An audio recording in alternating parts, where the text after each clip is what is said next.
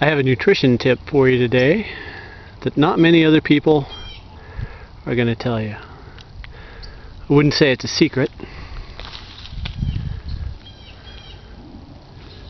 but it's definitely something you should think about if you're going to be doing a gravel race.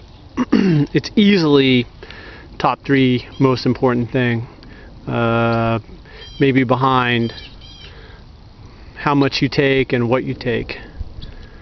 Probably even more important than what you take. You'd be much better off taking something that didn't really agree with your stomach than doing this. So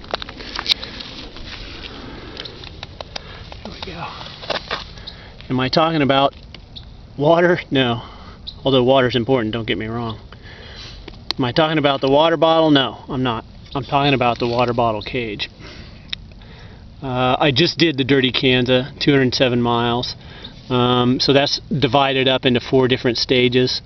On the second stage, early in the second stage, as a matter of fact, which was like a 60, the longest stage, over 60 miles, well over 60 miles. In 10 miles into it, pretty hairy downhill, and they just had a bunch of rain there. There's a washout at the bottom of the hill, very common in a gravel race. A little bit of a bump going at high speed, and the ground is just absolutely littered with water bottles. And I'm not kidding. Between 20 and 30 water bottles, I bet. Now,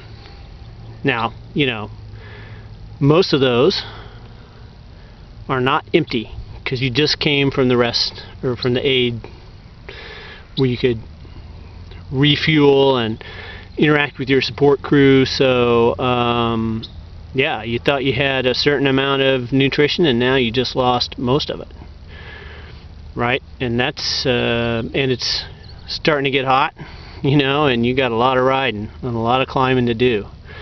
So I don't know what water bottle cages most people use. I use these. They're stainless steel, so maybe they weigh 25 grams more than a carbon one. But I tell you what I can do. I can bend them and make sure my water bottle's not going to come flying out of there.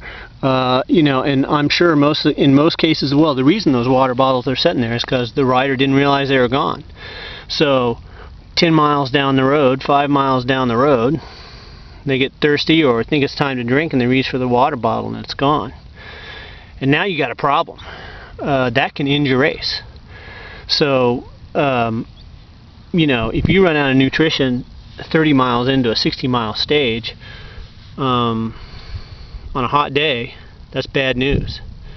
So do a simple thing. Get rid of your fancy carbon water bottle cage and get something that's, or whatever water bottle cage you pick, I don't care what the material is, you better go out and bounce your bike around and make sure your water bottle's not going to go flying.